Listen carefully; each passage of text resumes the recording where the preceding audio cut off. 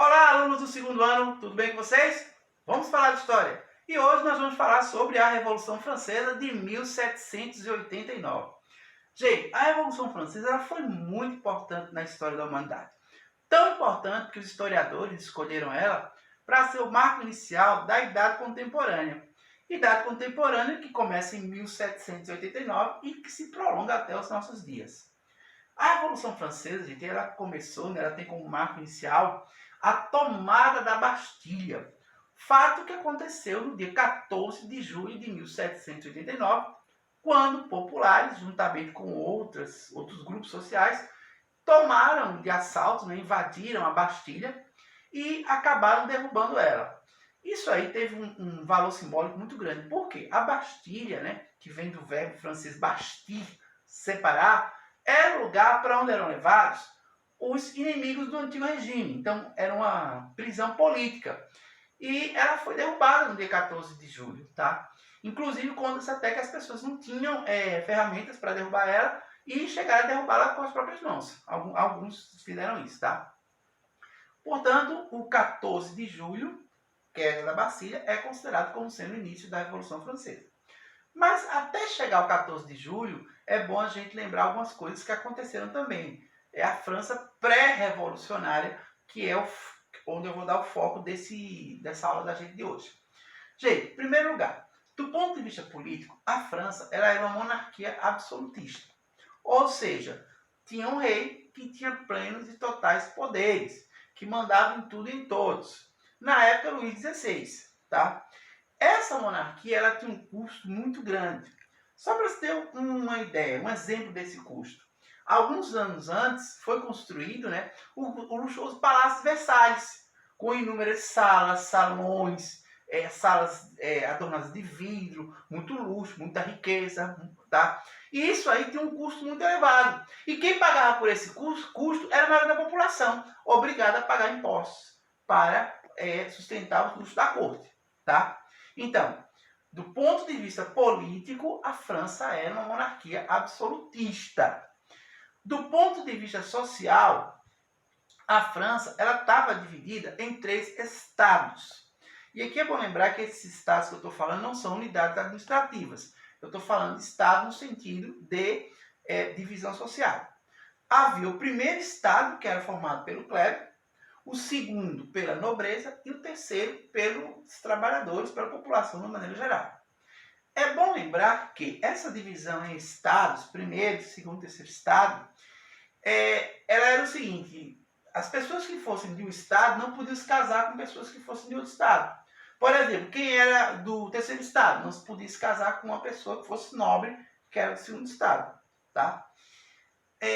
Outra coisa também importante é que mesmo dentro desses estados, eles não eram homogêneos, ou seja, eles não eram totalmente iguais.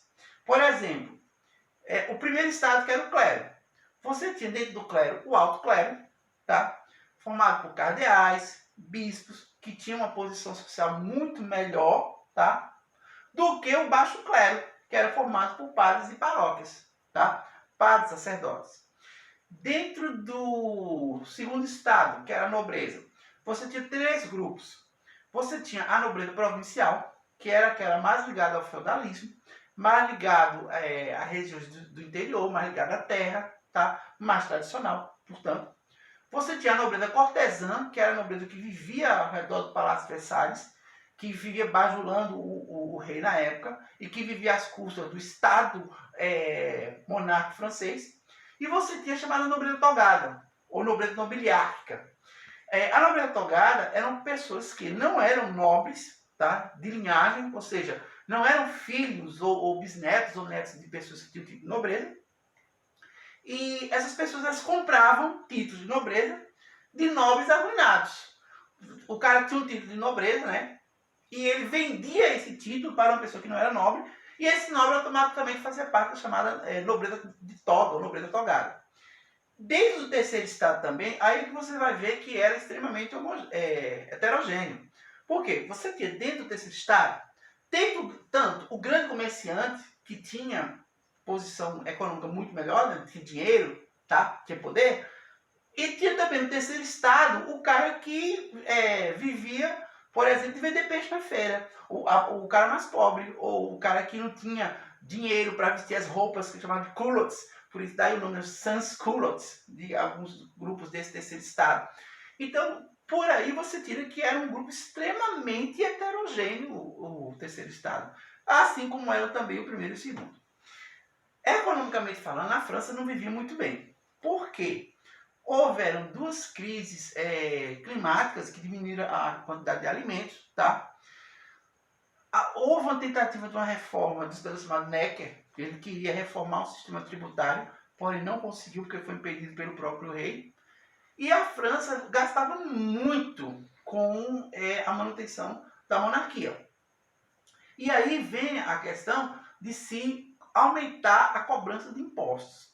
Para isso, eles convocam a chamada Assembleia dos Estados Gerais, que era uma assembleia que juntava representantes do primeiro, do segundo e do terceiro estado. E que não vinha sendo convocada desde 1600 e vai bolinha. É uma data bem longa aí que, sinceramente, que eu não estou lembrando no momento agora. Mas, enfim.